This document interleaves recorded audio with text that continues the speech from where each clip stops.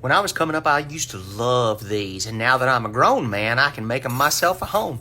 First, we're going to start off with half a cup of breadcrumbs. I love the panko kind. Any of them will do. You're just going to put those in a dish large enough for dipping. That'll give you a little bit of a clue about what we're going to be making today. Add to that a little bit of grated Parmesan cheese. I love cheese. Y'all know it. Dairy is one of my favorites.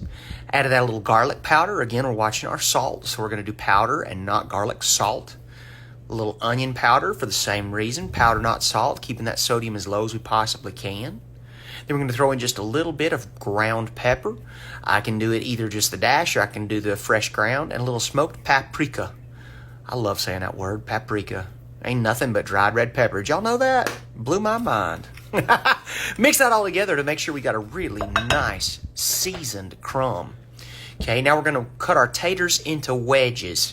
Y'all know what we're making today? We've washed them already. We've made sure the skins are good and clean. We're going to douse them in a little olive oil just to make sure that all of our seasoning is going to stick real well. Toss it around in there just to make sure that all of the tater wedges get coated very well with the oil, because that's going to make sure that everything sticks. Now then, bring in that crumble mix. Put it right down there on top. Beautiful. Super easy. Now from here, you're going to get that same spatula or spoon and just make sure that you toss these around. Fold them to make sure that all of the surface of the potato gets really well covered with that crumbly, spicy mixture. So good. Now here's the thing. A lot of folks don't love a lot of hot spice or anything like that. A lot of people do. So if you've got some kind of like a special seasoning that you want to use for this, hey, now's the time. Put it center stage and make sure it shines. Beautiful. We're going to give these a last little good shake just to make sure we get as much of that crumble on those potatoes as we can. Then we're going to put them right down in our air fryer. Now, if you don't have an air fryer, please don't worry about it. You can put it on a baking sheet.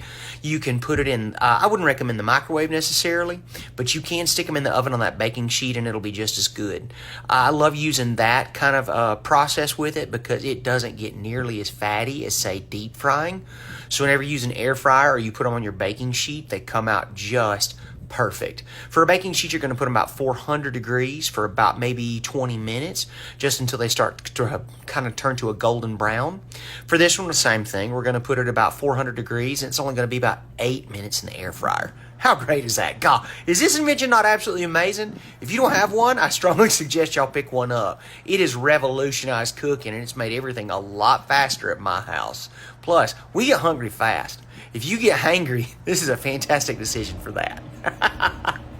Now then, while those are making up, we're going to go ahead and make some dipping sauce. We've put in 4 ounces of cream cheese, which is half the block. And then we're going to put in about half a cup of the yogurt. So, you know, it's just whatever you want. I love this Faya. Oikos is great. It's really, really good. The Greek is some of my favorite. Going to add just a little bit of parsley flakes in here. I love the color of this. I love the flavor that it gives it. A little bit of garlic powder. Again, y'all know I'm just crazy about garlic, and we're trying to keep our sodium low, so we do powder, not salt. Then we're going to add a little onion powder as well. Gotta love it. Exactly. And then we're just going to add just a skosh of oil, okay? Just to make sure that it all blends in really nicely. Okay, our cream cheese and our yogurt are going to make for great. And then when you add the oil to it, that just kind of like brings it all together and gives it a creaminess like that. Look at that, how beautiful. Oh my gosh. A little yellow mustard, never hurt nobody. Just a squirt, not too much. A little bit of honey to go with it to give it a little bit of sweetness. The honey with the garlic and the onion is so good.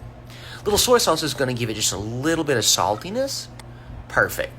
And just put those again. Go ahead and do it. Like, well, James, why didn't you just put all that together in the first place? Well, because I just didn't want to, okay? My goodness. Y'all ask some of the pointiest questions sometimes. Sometimes I just do it for fun. Or maybe I just decide halfway through I want to make it a little bit different recipe. Look at that, how gorgeous. You got a perfect finish on those potatoes. They're crispy, they are crunchy, and they are perfect. Dip it in that creamy dipping sauce, and you are good to go. You want to talk about a side dish that makes everybody happy? This is it. Oh my God. You got very little oil or fat in these just because we added just a little bit in the olive oil. But otherwise, man, a healthy and absolutely fantastic side dish or even a snack. Eat up, y'all. Woo! Yes, please.